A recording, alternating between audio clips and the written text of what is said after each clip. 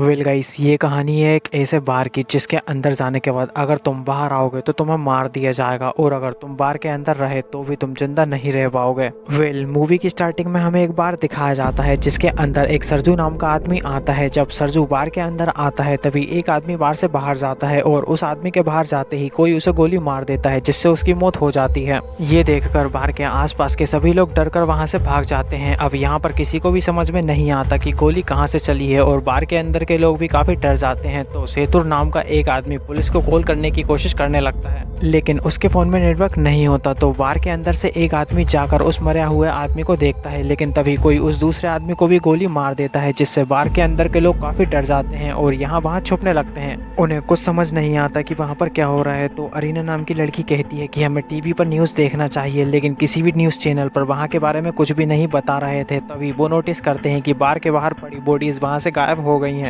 यहाँ इन्हें कुछ भी समझ नहीं आता कि इनके साथ क्या हो रहा है। तभी एक सेतुर नाम का आदमी कहता है कि शायद कोई इंसान ऐसा चाहता है कि हम में से कोई भी इस बार से बाहर ना जाए। तभी सरजू कहता है कि ये भी तो हो सकता है कि शायद हम में से ही कोई एक किलर हो या फिर कोई टेररिस्ट हो जिसके पास कोई वायरस हो और पुलिस उसे पकड़कर मारना चाहती हो। अब ये बात सुनते ही नाचो नाम का एक आदमी अपने पैर से अपने बैग को छुपाने लगता है, लेकिन सरजू उसे बैग को छुपाते हुए देख लेता है। फिर वो लोग उससे बैग लेकर उसका बैग चेक करते हैं जिसमें से कुछ कपड़े और एक हार्ड डिस्क निकलती है। तो नाचो उनसे कहता है कि इसमें कोई भी खतरनाक चीज नहीं है, इसमें सिर्फ मेरे ऑफिस की फाइल है। लेकिन कोई भी उस पर भरोसा नहीं करता और उसकी हार्ड डिस्क को तोड़ देते हैं। तो नाचो उनसे कहता है कि ये काउंटर पर रखा ब्रीफकेस किसका है। तो सरजू कहता है कि ये ब्रीफकेस मेरा है। तभी बार की ओनर उस ब्रीफकेस को उठा लेती है। सरजू उस ब्रीफकेस को खोलने के लिए मना करता है, लेकिन तभी इजराइल नाम का एक आदमी उस ब्रीफकेस को खोल देता है जिसके अंदर लड़कियों के कुछ कपड़े होते हैं। तभी इन्हें वॉशरूम से कुछ आवाज आती है। तो ये लोग वॉशरूम का गेट खोलने की कोशिश करते हैं, लेकिन वॉशरूम का गेट अंदर से लॉक होता है। तो एक आदमी अपनी गन निकालकर वॉशरूम का गेट तोड़ देता है।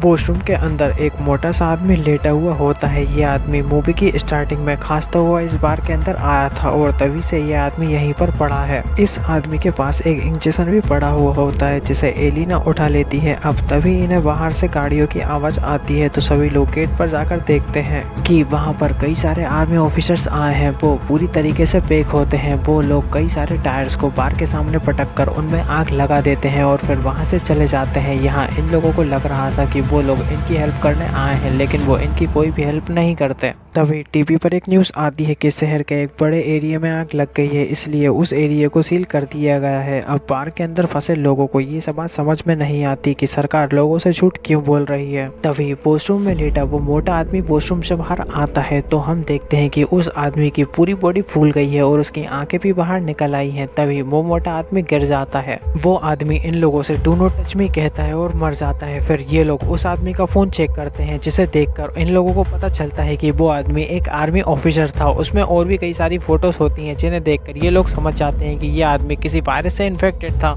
जिसकी वजह से इसकी मौत हो गई है और अब शायद हम में से भी कई लोग इन्फेक्टेड हो गए हैं। अब यहाँ हम नाचो को देखते हैं जो किसी तरीके से अपने फोन में नेटवर्क लाने की कोशिश करता है। वो एक टेबल पर चढ़कर अपने फोन को इधर उधर घुमाता है जिससे उसके फोन में नेटवर्क आ जाते हैं। तो सभी लोग उससे कहते हैं कि मीडिया वालों को कॉल करके यहाँ के सभी हालात बता दो। तभी सेतुर भी टेबल पर चढ़कर बात करने लगता है जिससे ज्यादा वजन होने के कारण टेबल टूट जाती है। अब एंड्रिस नाम का आदमी नाचो से उसका फोन मांगने लगता है, लेकिन बार की ओनर उसे ऐसा करने से मना कर देती है। वो कहती है कि ये फोन इन्फेक्टेड है और अगर तुमने उस फोन को छुआ तो तुम भी इन्फेक्टेड हो जाओगे। यहाँ सरजू और एंड्रिस इस बात से एग्री करते हैं, यानी कि अभी तक जिन लोगों ने भी उस मोटे आदमी या उसकी किसी भी चीज को छुआ था वो सभी लोग इन्फेक्टेड हो चुके हैं और ऐसे करने वाले टोटल 5 लोग हैं। अब यहाँ एंड्रिस इन लोगों को अपनी गन से डराता है और कहता है कि उस मोटे आदमी की बॉडी को लेकर नीचे तहखाने में चले जाओ। यहाँ पर इन लोगों को मजबूरी में इसकी बात सुननी पड़ती है और ये पांचों उस मोटे आदमी की बॉडी को लेकर नीचे तहखाने में चले जाते हैं और ऊपर सिर्फ 3 लोग ही बचते हैं। यहाँ नीचे थोड़ी देर बाद एक लेडीज को अजीब सा लगने लगता है, तो वो उन लोगों से तहखाने का गेट खोलने का कहती है, लेकिन कोई भी उसकी बात पर ध्यान नहीं देते। तो वो लेडीज खुद गेट खोलने चली जाती है। तभी उससे वहां पर रखी कुछ बोतल्स गिर जाती हैं जिससे उनमें रखा लिक्विड एक साइड बहने लगता है। अब वो लोग देखते हैं कि वहां पर एक ड्रेनेज है, तो वो लोग उस ड्रेनेज से वहां से बाहर निकलने की सोचते हैं, इसलिए इजराइल उस ड्रेनेज को खोल देता लेता है और फिर अपने कपड़े उतारकर अपनी पूरी बॉडी पर ऑयल लगा लेता है और उस ड्रेनेज से बाहर निकलने की कोशिश करता है, लेकिन ड्रेनेज का छेद काफी छोटा था इसलिए वो वहाँ से बाहर नहीं निकलता। तभी उन्हें ऊपर से गोलियां चलने की आवाज आती है, जिसे सुनकर वो लोग काफी डर जाते हैं और फिर ऊपर से धुआं आता हुआ दिखाई देता है। तो उन्हें लगता है कि आर्मी ने ऊपर वाले लोगों को मारकर बार में आग लगा दी है और यहाँ दूसरी तरफ इजराइल अभी भी उस ड्रेनेज में फंसा था। तो वो लोग सबसे पहले इजराइल को ड्रेनेज से बाहर निकालते हैं और फिर आग बुझने के बाद वो लोग तहखाने से निकलकर ऊपर बार में जाते हैं। ऊपर जाकर वो लोग देखते हैं कि बार पूरी तरीके से जल चुका है। वहाँ पर नाचो को एक गन मिलती है जिसे वो चुपचाप रख लेता है।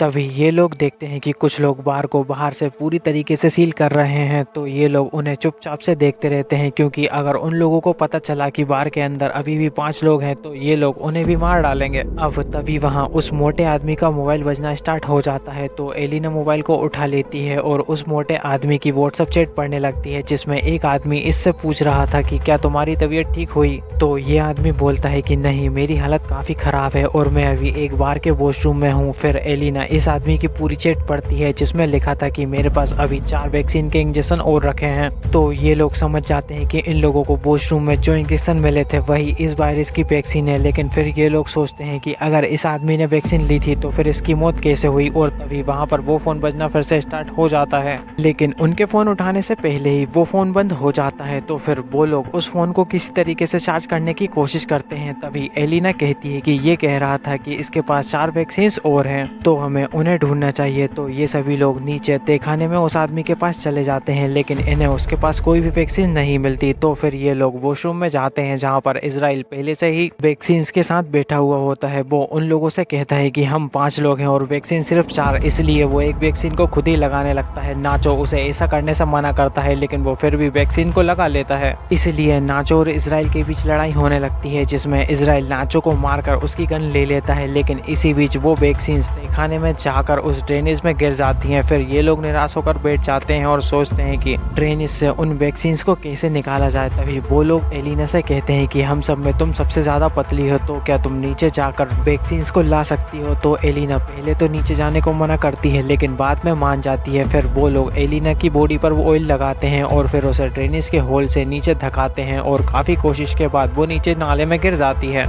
फिर एलिना वैक्सीन को ढूंढकर पानी से बाहर आ जाती है। अब नाचो एक तार को नीचे भेजकर एलिना से वैक्सीन को ऊपर भेजने को कहता है, लेकिन एलिना वैक्सीन को ऊपर भेजने से मना कर देती है। वो उन लोगों से कहती है कि अगर तुम लोगों को वैक्सीन चाहिए तो तुम्हें नीचे आना पड़ेगा। तो अब ये लोग नीचे जाने के लिए ड्रेनेज के होल को बड़ा करने लगते हैं और तब तक एलिना वहां से बाहर जाने का रास्ता ढूंढने लगती है। थोड़े आगे जाते ही उसे रोशनी दिखाई देती है, तो वो वहीं पर एक छेद में वैक्सीन को छुपा देती है। और यहाँ दूसरी तरफ बाकी के लोग भी नीचे आ जाते हैं, जहाँ पर इजराइल और नाचो के बीच फिर से लड़ाई होने लगती है और इस बार नाचो इजराइल को गोली मारकर जान से मार देता है। फिर वो सेतुर को अपने गन पॉइंट पर रख लेता है और एलिना से वैक्सीन मांगता है। तो एलिना उसे वैक्सीन के पास ले जाने लगती है, लेकिन रास्ते में ट्रिनिटी उससे कहती है कि मुझे मार दो ताकि तुम लोग एक एक वैक्सीन ले सको। लेकिन नाचो ऐसा नहीं कर पाता, तो ट्रिनिटी उससे गन लेकर खुद ही अपने आप को मार देती है। और अब इनके पास 3 वैक्सीन बचती है, जिन्हें ये लोग आपस में एक एक बांट लेते हैं। लेकिन तभी वहाँ पर इजराइल आ जाता है, जो अभी तक जिंदा था। वो सबसे पहले सेतुर को मारता है और फिर नाचो और एलिना के पीछे पड़ जाता है। तो वो दोनों एक सीढ़ी के रास्ते से ऊपर जाने लगते हैं, लेकिन उनके पीछे इजराइल भी आता है। तभी एलिना के हाथ से उसकी वैक्सीन गिर जाती है, तो नाचो उसे अपनी वैक्सीन दे देता है। तभी इजराइल नाचो के पैर को नीचे की तरफ खींचने लगता है, जिसकी वजह से वो दोनों नीचे गिर जाते हैं और मर जाते हैं। यहाँ एलिना वैक्सीन को अपनी बॉडी में इंजेक्ट करती है और फिर ड्रेनेज से बाहर निकल जाती है और पैदल ही आगे बढ़ने लगती है। तभी एक लेडीज एलिना को अपनी जैकेट पहना देती है और एलिना उसी भीड़ में शामिल होकर वहां से निकल जाती है और यहीं पर हमारी ये मूवी खत्म हो जाती है। सो फ्रेंड्स, आई होप आपको वीडियो पसंद आई होगी और आप ऐसी ही अमेजिंग वीडियोस के लिए मेरे चैनल को सब्सक्राइब भी कर सकते हैं। Thanks for watching this video.